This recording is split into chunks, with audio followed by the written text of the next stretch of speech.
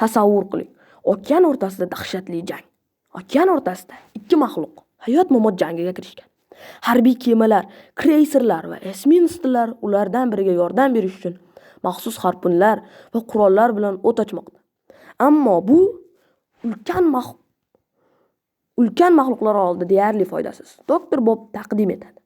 SCP-3700 yoki urush to'lqinlari. SCP-3700 hududi haqida. SCP-3700 Shimoliy dengizda, Islandiya, Buyuk Britaniya oralig'ida joylashgan 800 kilometrlik doira ichida paydo bo'ladi. Bu yerda dengiz tubi anomal darajada chuqur, 5 kilometr. Atrofidagi hududlar 20 marta chuqurroq. Bu yerda doimiy ravishda g'ayrioddiy ob-havo va geologik hodisalar sodir bo'ladi.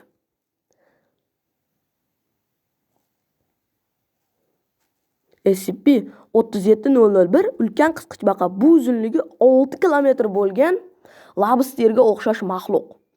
Uning tanasida ayol kishining yuziga o'xshash naqshlar mavjud bo'lib, bu turli xil rang-barang tarzda chizilgan ayolning g'alati bir ko'rinishi sanaladi.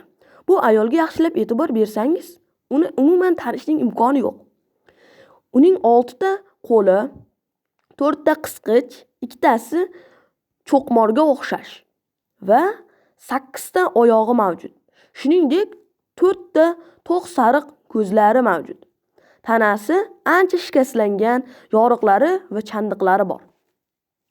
SCP-3701 ning qobiliyatlari uning cho'qmorlari suv ostida tonnalab dinamit kuchiga teng portlash kvartsiya hosil qiladi.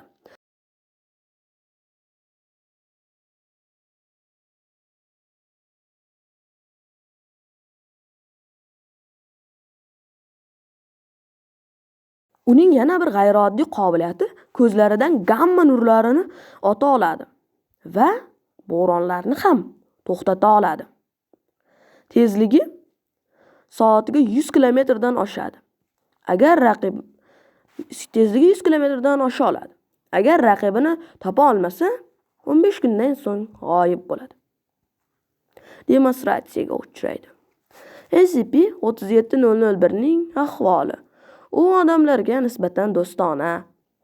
Jamg'arma kemalarga xavfli hududdan chiqib ketishga yordam beradi. Uning harakati juda ham g'ayrioddiy holatlargacha duch kelishi mumkin.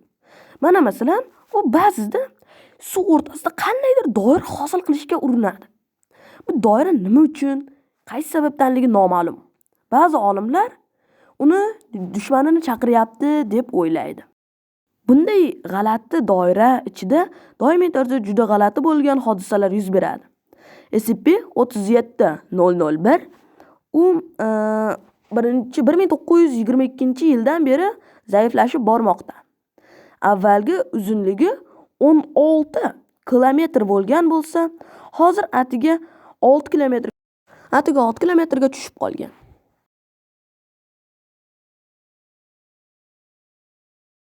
SCP-3702 juda ham katta va ulkan bo'lgan ilon baliq, yovuz kuch.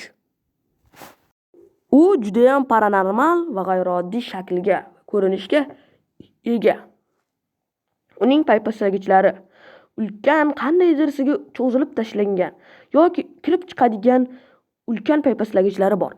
Bu maxluqning uzunligi 32 kilometr uzunlikda pelikan ilon baliqqa o'xshash maxluq.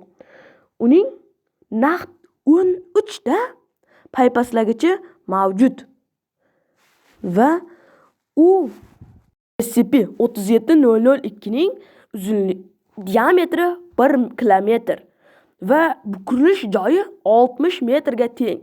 U og'zini ochganda 3 kilometr kenglikda ochiladigan dahshatli og'zi mavjud bo'lib, SCP-3702 doimiy ravishda o'sib bormoqda. 1945-yil bor yo'g'i 300 metr edi. SCP-3702 juda kutilmagan paytda paydo bo'ladi.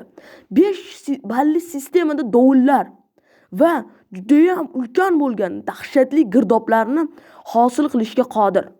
SCP-37-002 istalgan kemani majaqlab tashlashi mumkin. U og'zidan ko'k, juda ham dahshatli bo'lgan, kuydirib yuboruvchi olov sochadi. U SCP-37-001 ning paydo bo'lish orollari yaqinida paydo bo'ladi. U yerlarda suzib yuradi. SCP-37-002 ning tajovuzkorligiga keladigan bo'lsak, u juda ham xavfli maxluq sanaladi. O'z hududiga yaqinlashgan istalgan mavjudotni, ulkan kemalarni va hattoki yaqinlashgan kitlar podasini ham yo'q qilib tashlaydi. Oddiy va anomal qurollar unga deyarli ta'sir qilmaydi. Uni faqat va faqat SCP-37-001 gina mag'lub eta oladi. Do'stlar, bu videomizning birinchi qismi edi. Ikkinchi qismi chiqishini xohlasangiz videoga like bosib, kanalga obuna bo'lib qo'ying. Sizlar bilan men edim. Xayr.